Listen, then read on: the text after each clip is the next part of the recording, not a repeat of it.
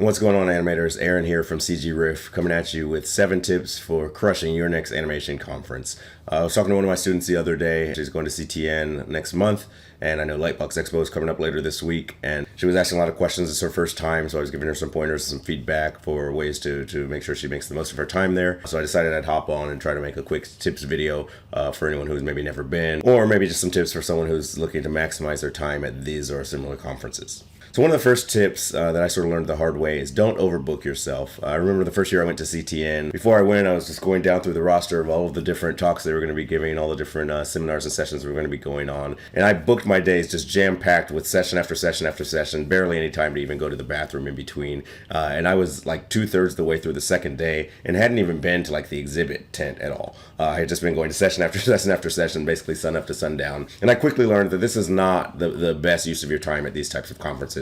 While obviously there will be great talks and things you're interested in hearing, studios you're interested in hearing from, and behind the scenes content, all these great things going on, you want to leave yourself time, one, to be able to get to these things that are often back to back and on opposite sides of the exhibit hall. But also the magic of these events is often the serendipitous meetings, the talking to people in the hallway or talking to people in the tent, meeting people at the bar or in the hotel lobby, just having those conversations and getting introduced to people, getting feedback on your work, etc. So you want to make sure that you're leaving yourself time in your schedule to do that. I wouldn't fall prey to the trap of wanting to make sure you go to every session of every exciting film that came out and hearing from the people who made it. Oftentimes now, if I find that I'm in a interesting, compelling conversation with somebody that's intriguing to me or inspiring, I'll gladly skip a talk that maybe I was even registered to go to. I'd rather have that conversation and then maybe check back and see if they put a recording of the talk online later. I feel like that's a better use of my time.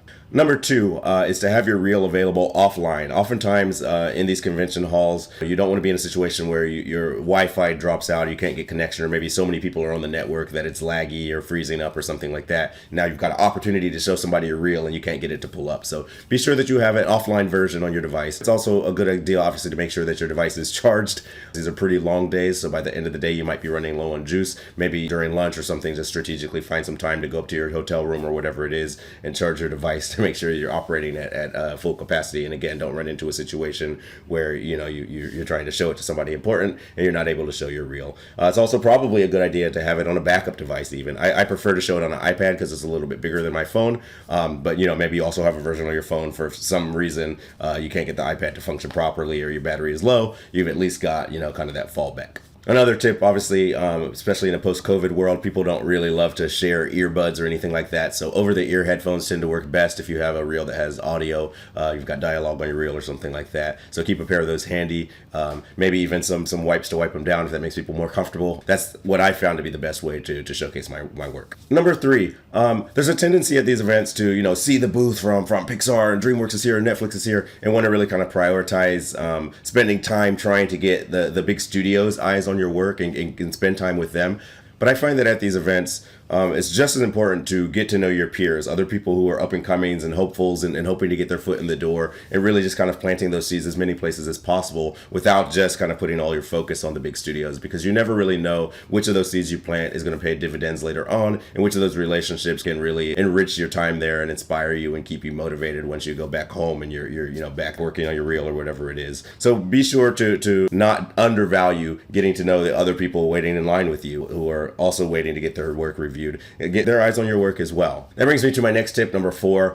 Take feedback with a grain of salt. At these events, you're going to get a lot of eyes on your work. Feedback is often very subjective. You're going to get a lot of different opinions, and sometimes those things are contradictory, and you can leave feeling a little bit confused, not really sure whose note to give more weight. I find that if you get a note that kind of sounds like an outlier, do ask follow-up questions and try to get to the root of what it is that's making the person react to it in that way. But if you don't really hear that from several other people, often it's fine to kind of discard that note. I wouldn't really bend yourself out of shape trying to chase every note that you got, because sometimes people's tastes are very different. I've shown my reel to different studios at the same conference and gotten wildly different feedback, where one place is like, oh, this is the best thing we've seen this weekend, and then other places are like, that's not good for us, we don't like this, it's too blah blah blah blah blah. So don't let it crush your spirit. Take it with a grain of salt. Try to get to the spirit of the note to understand what it is that's making them react in that way, and then sort of adjust accordingly. Number 5, 5, I might be a little old-fashioned, I know, but I like to have business cards at events like this. You'll see often a lot of people with cards. They've made kind of a custom card to show a little of their flair, a little of their style, maybe something to remember them by.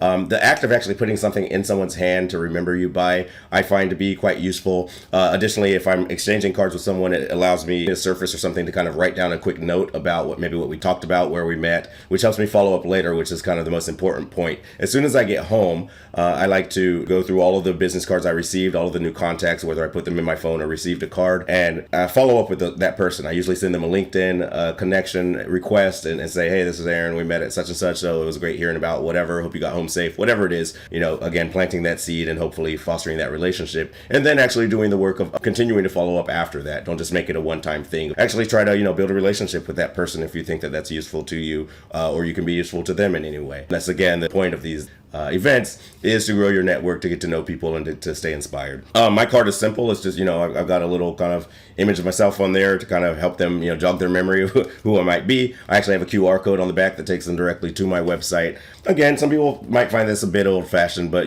for a pretty small price on sites like Vistaprint and whatnot, you can have those cards made, put something in someone's hand, which is often easier when they get back for them to actually go through their swag and say, oh yeah, I remember this guy, versus just kind of scrolling through their phone randomly trying to find this thing that's now buried down in a lot of other contacts.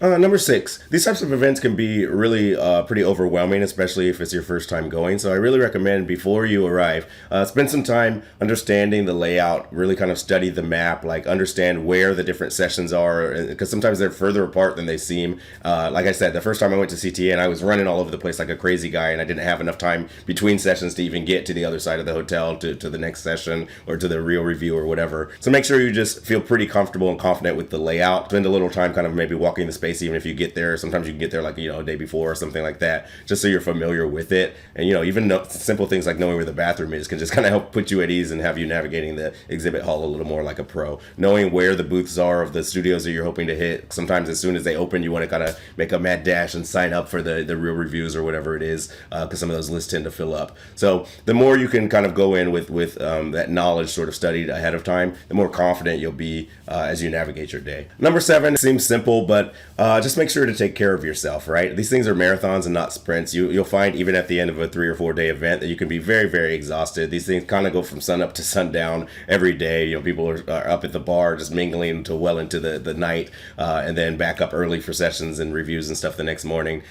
Take care of yourself. Make sure that you're eating, stay hydrated, try to keep snacks on you, right? Make time for lunch. And that can actually be a great opportunity to get to know some people. Or, I've had people invite me to lunch before that were really great, inspiring conversations and stuff, and again kind of more valuable than had I sat through a session or something, or just skipped lunch to go to some behind the scenes thing. Yeah, just take care of yourself. Try to get some rest. I know that tends to be hard. You're just like going on adrenaline and really excited, but even if it's something as simple as working a half-hour nap into your day, just look at the schedule and find a time where you can slip away to your hotel room or into your car or wherever and get a little bit of sleep. Your body can tend to break down. I've lost my voice at these conferences before. It can be very loud in the tent and whatnot. You're just talking really loud to people all day.